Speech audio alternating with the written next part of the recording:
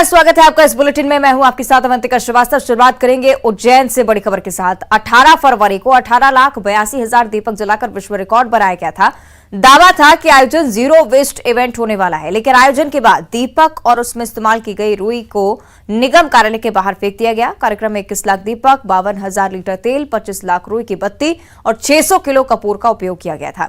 कहा गया था कि कार्यक्रम के ठीक बाद दियों को रिसाइकल कर मिट्टी के बर्तन और बाउंड्री वॉल बनाने में इस्तेमाल किया जाएगा। बचे हुए तेल को गौशाला में उपयोग किया जाएगा, जबकि इसके साथ ही दीपकों में जो रुई लगी है उनकी बत्तियों से कागज और रजाई बनाने का काम करेंगे। लेकिन 2 हफ्ते बीत जाने के बाद भी दीपक और रुई निगम के कार्यालय के बाहर कचरे के ढेर में तब्दील हो रहे हैं। फिलहाल महापौर ने फिर कहा है कि इनको फेंका नहीं गया है, इनको उपयोग में लाया जाएगा। कचरे के ढेर में तब्दील नहीं किया है। हमने दीपकों को इकट्ठे करके अलग स्थान पे रखा है, रुई को इकट्ठा करके अलग स्थान पे रखा है। रुई का उपयोग तो हमारे नगर पालिका निगम का हमारा प्लांट है, जिसमें हम वेस्ट कपड़ों से पेपर बनाते हैं और हम ये कुछ हमारे जो आश्रय स्थल इसमें गद्दे रजाई वगैरह ही बनाते हैं। तो पिछली बार भी उसी में उपयोग करा था, इस बार भी उन दोनों कामों में उसको अलग अलग करके वहाँ किया जाएगा। इसी प्रकार से जो दिए हैं उनकी पिछली बार हमने आकृतियाँ बनाई थी, तो कुछ आकृति बनाने के लिए किया था। इस बार ज़्यादा मात्रा में हमारे दिए हैं, तो इनको हम उसके मिट्टी के मटके, गमले और आकृति बनाने में इनका उपयोग वापस से करने वाले हैं। ज्यादा जानकारी के साथ सहयोगी अजय हमारे साथ लाइव जुड़ रहे हैं। अजय, ये कहा जरूर गया है निगम की तरफ से कि इन्हें रिसाइकिल किया जाना है, लेकिन बड़ी बात यह कि अवधि निर्धारित नहीं की गई। कब तक इसका उठाव होगा, कब तक इन्हें रिसाइकिल के लिए ले जाया जाएगा? अभी तक क्या कोई जवाब निगम की तरफ से?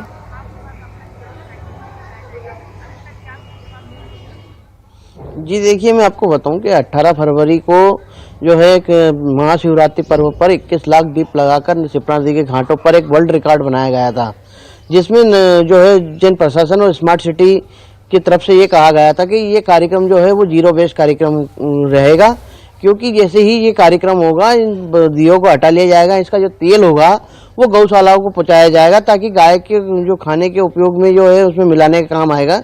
साथ ही जो है उसकी जो बत्तियां हैं उनको अलग हटाकर जो है नगर निगम का जो डिपो है जहाँ पर पेपर बनाने का कार्य किया जाता है वहाँ पर इसको उपयोग किया जाएगा। इसी के साथ ही जो बचे हुए दिए हैं उनको जो है जो मिट्टी की कलाकृति बनाने के लिए या फिर उसका रिसाइकल कर उसके मिट्टी के बर्तन या बाउंड्री वॉल बनाने के लिए काम किया जाएगा।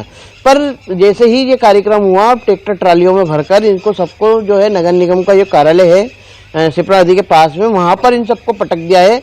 और साथ ही जो है कई सारे दिए जो ऐसे हैं जो पूरे टूट फूट गए हैं। उसमें साथ में देखा भी गया कि जो रुई की बत्तियां थी जिनको अलग हटाने की बात की गई थी वो एक भी नहीं हटाई गई और उसी में पड़ी हुई हैं। जब हमने इनसे बात की तो उनका ये कहना था कि इनको अलग हटाने का कार्य किया जाएगा, और साथ ही जो है कई सारी बत्तियों को हटा लिया है।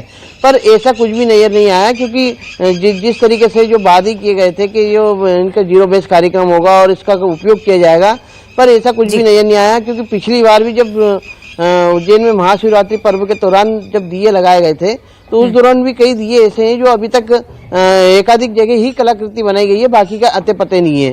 तो इसमें जो इस पूरे कार्यक्रम में जो है 21 लाख दीपक मंगाए गए थे अलग अलग जिलों से। हाँ। और जिसमें 52,000 लीटर तेल मंगाया गया था और 25 लाख रुई की बत्तियां मंगाई गई थी और 600 किलो कपूर का उपयोग किया गया था।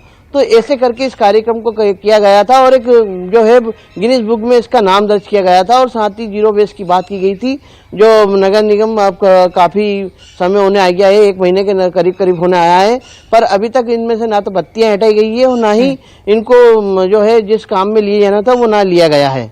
चलिए, देखना होगा निगम किस तरह से अब इसका निपटारा करता है। शुक्रिया आपका जय, इस पूरी जानकारी के लिए। फिलहाल आगे बढ़ते हैं, बात करें कि छतरपुर की, जहां बुलडोजर एक बार फिर से दौड़ा है। जिला प्रशासन ने जिला अस्पताल के पास अतिक्रमण पर हथौड़ा चलाया है। महावीर धर्मशाला ने सरकारी जमीन पर अवैध तरीके से 7 दुकानें बनाई हुई थी।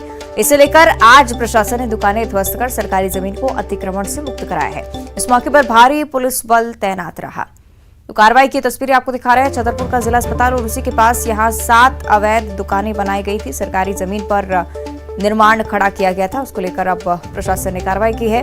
बड़ा एक्शन प्रशासन की तरफ से, सरकारी जमीन को अतिक्रमण मुक्त करवाया गया है।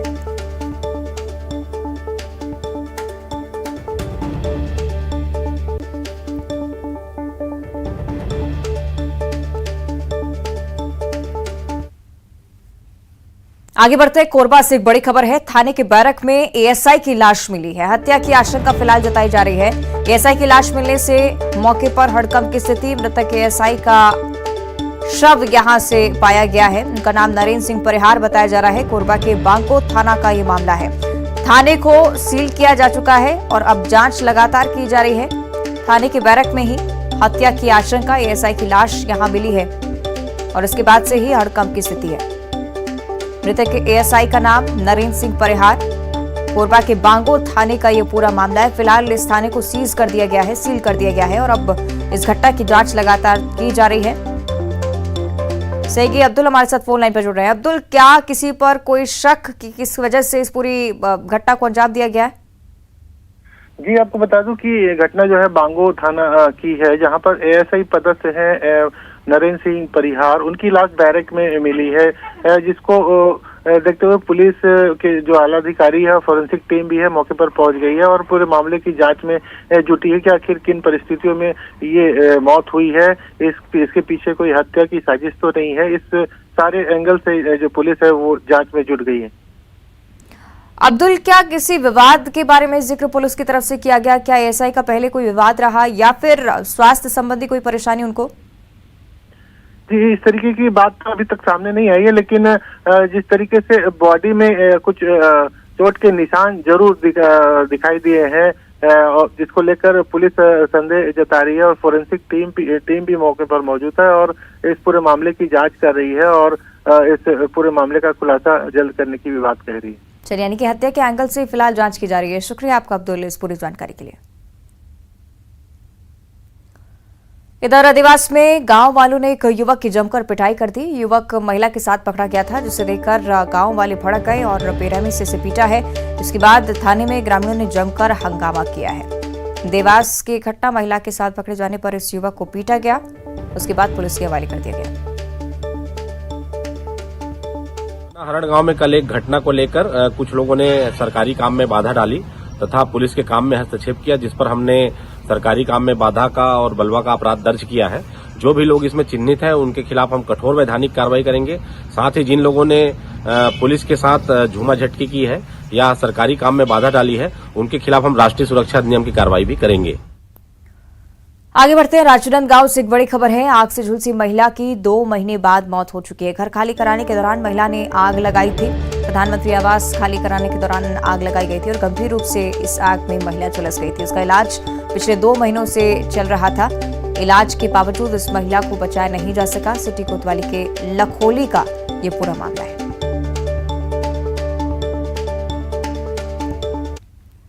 आगे बढ़ते हैं और अब चर्चा करेंगे रायगढ़ की। जंगल में लगी भीषण आग अब लगातार फैलती जा रही है। खरसिया वन परिक्षेत्र का ये मामला आपको बता रहे हैं। महुआ चुनने वाले लोग यहां जंगल में आग लगा देते हैं और समझाने के बावजूद लोग यहां पर आग लगाने से बाज नहीं आ रहे। 1 महीने में तीसरी बार इस तरह की घटना सामने आ चुकी है। तस्वीरें आपको दिखा रहे हैं। भीषण आग की लपटें जो कि धीरे धीरे पूरे जंगल को अपनी चपेट में ले रही हैं। हो सकता है वन्य प्राणियों को भी इससे नुकसान पहुंचे, लेकिन 1 महीने में तीसरी इस तरह की घटना सामने आना ये बताता है कि लोगों में जागरूकता नहीं है। समझाइश के बावजूद लोग इस तरह के कदम उठाते हैं। महुआ बीनने वालों की तरफ से ही इस तरह जंगल में आग लगा दी जाती है और ये धीरे धीरे पूरे जंगल को अपने चपेट में ले रही है। एक बार फिर से इसी तरह की घटना रायगढ़ से।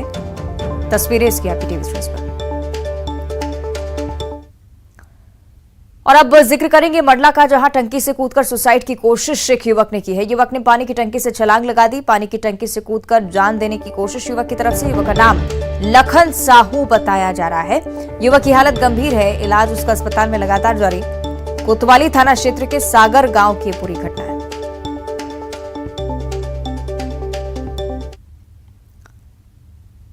इधर प्रदेश के पूर्व मुख्यमंत्री दिग्विजय सिंह की गाड़ी से कल बाइक सवार युवक की टक्कर हो गई थी और दुर्घटना में घायल युवक को खुद दिग्विजय सिंह ने अस्पताल पहुंचाया था। हादसे के बाद दिग्विजय सिंह युवक का हालचाल जानने भोपाल की चिरायु अस्पताल आज पहुंचे। आपको बता दें कि कल राजगढ़ दौरे पर दिग्विजय सिंह थे और उनकी गाड़ी की टक्कर की वजह से बाइक सवार युवक घायल हो गया था।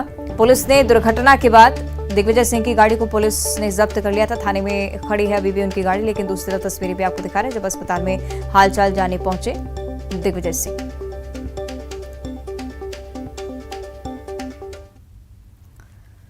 और आज का दिन शिवपुरी के लिहाज से बेहद खास है। माधव राष्ट्रीय उद्यान में 27 साल बाद एक बार फिर से टाइगर की दहाड़ सुनाई देगी। पहले चरण में 3 बाघों की दहाड़ सुनाई देने वाली है। यहाँ कुल 5 बाघ लाए जाने हैं।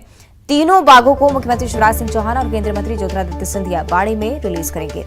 इसके बाद रोड शो के साथ जनसभा यहां पर होगी।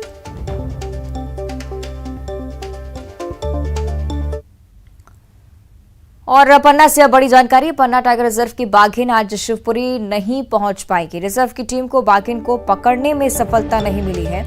फील्ड डायरेक्टर ब्रिजेंद्र झा का बयान इसे लेकर सामने आया है। बाघिन की लोकेशन फिलहाल उन्हें नहीं मिल रही है। फील्ड डायरेक्टर की तरफ से कहा जा रहा है कि लोकेशन नहीं मिलने पर आज शिफ्टिंग करना मुश्किल होगा।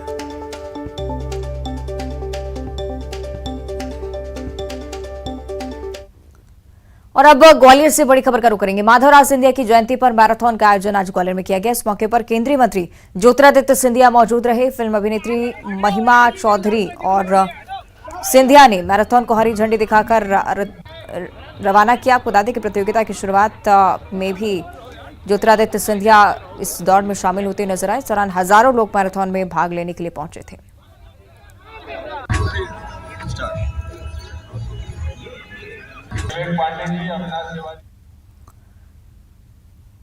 कहते हैं कि आग और पानी से कभी खिलवाड़ नहीं करना चाहिए। वो कब अपना रूप बदल ले किसी को नहीं पता। लेकिन इससे इतर दिलचस्प तस्वीरें छत्तीसगढ़ और मध्य प्रदेश से सामने आई हैं, जहां दहकते अंगारे इंसान का कुछ नहीं बिगाड़ पाते। आखिर कैसे, इस रिपोर्ट से जानिए।